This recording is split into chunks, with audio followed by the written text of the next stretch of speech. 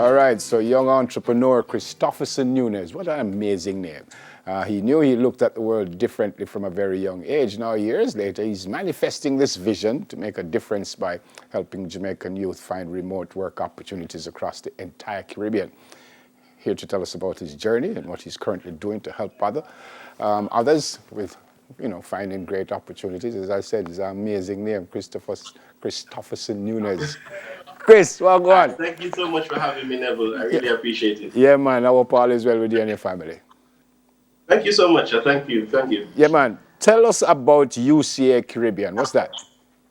So UCA is my first business. It's a youth agency that focuses on, getting students, young professionals, some form of work, some form of income, some form of freelance opportunity so they can have some money in their pockets, some lunch money. Maybe they want to have some funds to care their girlfriend, but it's a form of, I would call it financial independence for students. Yeah. A lot of times students don't have these lunch money. So I find a way to, get them skilled, but also getting them paid. Yeah. Sound like your dog's really happy that you're on TV this morning. When you say it is your first business, so you have more than one, Bridget?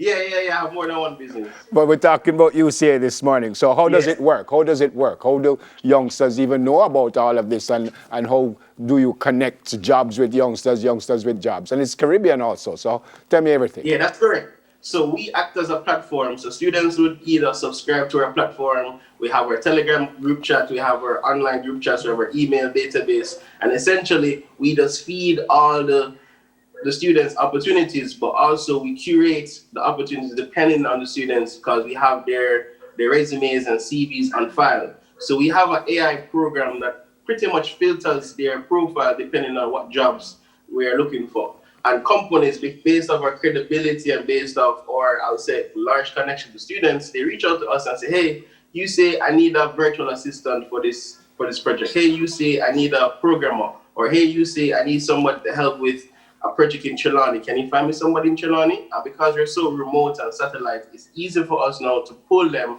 and communicate them with the necessary things. Yeah. 2018, you partnered with USAID. How did that come about?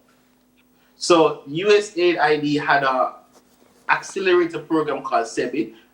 It's a social enterprise accelerator program where they offer training, they offered me mentorship, they offered me coaching, but they also had a international study tour where they brought us to the Silicon Valley to kind of network and meet other business leaders in that space to learn from them, ask them questions, to kind of build a repertoire of how to build a global business. And I felt inspired, so I just came home and said, hey, I need to up my game as an entrepreneur in the Caribbean.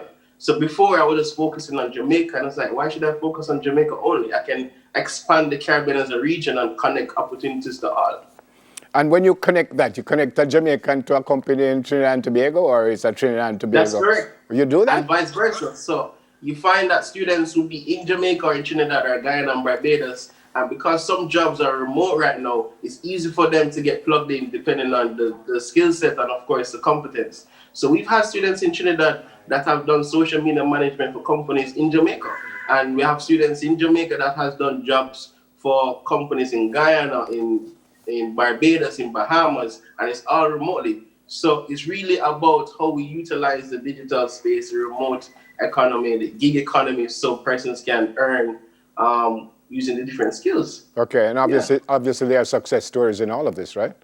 Definitely. Persons have launched businesses. One of our biggest success story, I would say, is Gabrielle Waite. So she started as a makeup artist. Now she's done a whole carnival glam hub, both in Jamaica and Trinidad, using, of course, what we call the powerful hands of mentorship. So we plug students to different mentors so they can evolve their ideas. Recently, she launched her own, I would say, lip gloss line. And that's just a young entrepreneur that's been through the UCA program.